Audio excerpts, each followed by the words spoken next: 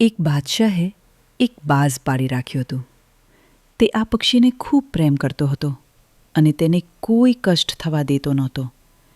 પણ એક દિવસ બાઝના દિલમાં ખબર નહીં શું આવ્યું કે તે બાદશાહને છોડીને ઉડી ગયું.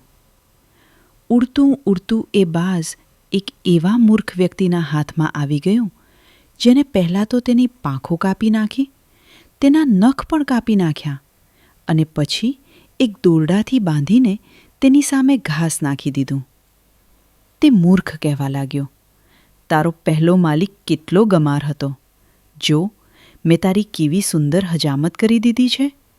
હવે તું અહીં જ રહે અને જો હું તને કેવી રીતે ઘાસ ખવડાવીને હટ્ટોકટ્ટો બનાવું છું.